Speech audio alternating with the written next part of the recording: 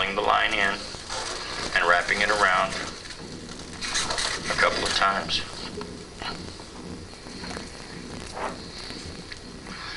Then again, I'll skip one.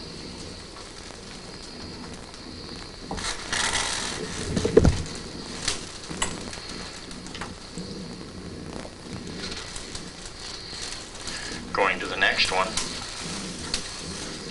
and pulling it a little closer together to help the clusters stay secure, and then I will pull that in and wrap it around a couple of times.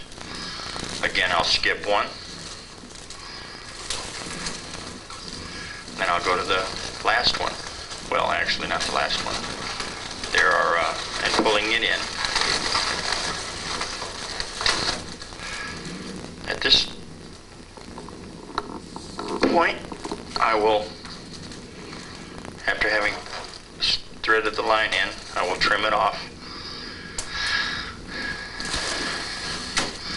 What you've effectively done by doing this actually is caused these clusters, because of the line, to hold a little closer in to the tree.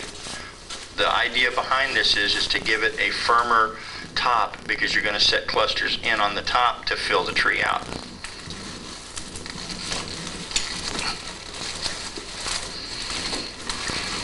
Now I pulled one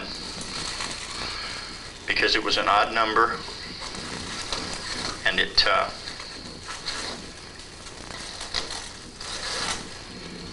was making the tree a little too full. You learn. I'm using 7 this time. I arrange the roots so that they all give it a tree look. Okay.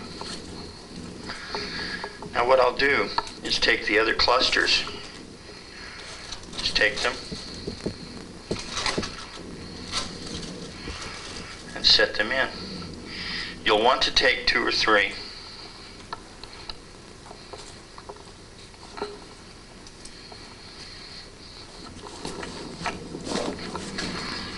Or 4 or 5, depending on how many you use. Taking your line, you'll fold the line in and wrap it into one of the clusters.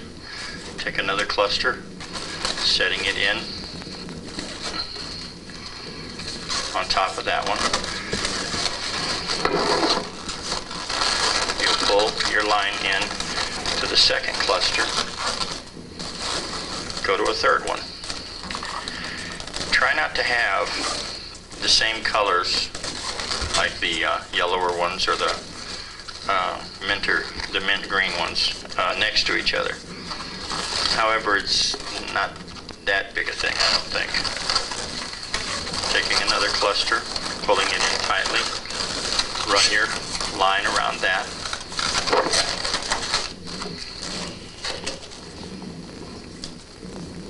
Trim your line. Then you can take this cluster and actually use it, if you have empty spots, to fill in better, to give it a much fuller look.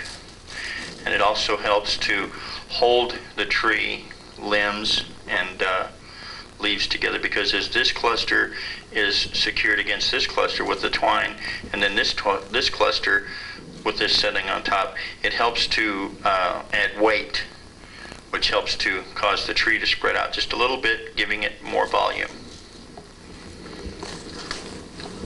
And then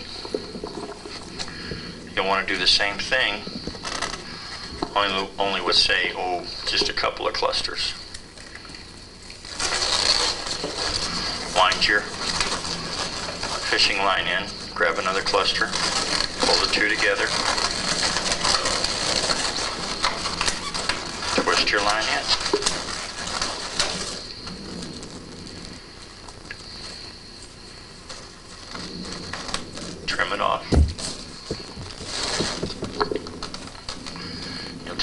cluster, lay it in at another part so that it will also add strength.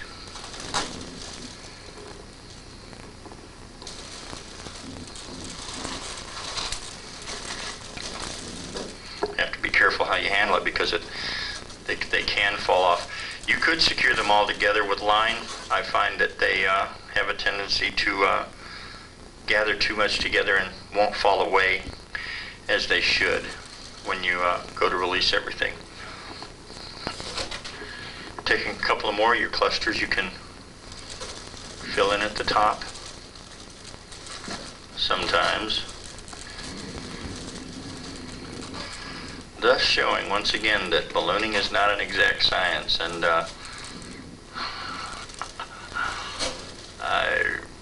there. Now once you've created your tree, you'll want to, I want to show you how to secure one of the apples to the tree limb and leaf clusters.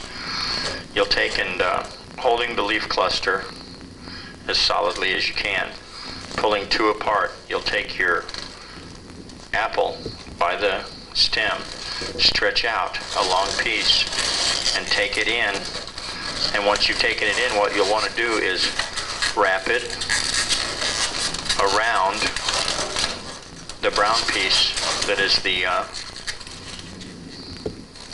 rest of the limb, so that you wind up with your apple secured to your limb and cluster. From time to time, you'll have pink from the figure on the cross showing through. You'll have to, from tree to tree, because each one is an individual tree, just about like the ones God makes, only these have no substance at all, they're just air. You can take a cluster, pulling one limb down, you can fill the hole in and allow this cluster to pull back, holding it in place, like so.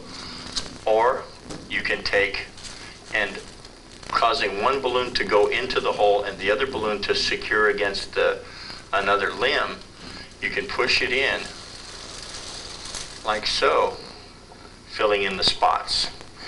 Either one works well. I like this way better myself because it helps add more strength and integrity to the tree, causing it to be firmer and less apt to fall over and fall apart when you have to move it, if you have to move it.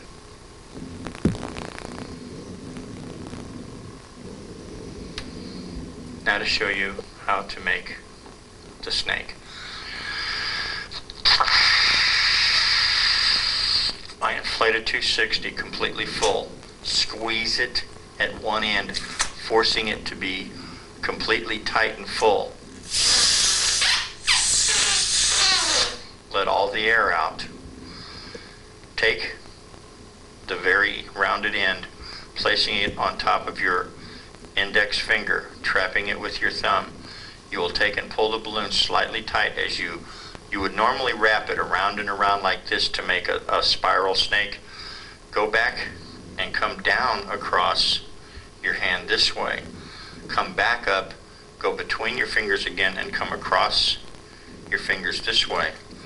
And continue that process until you have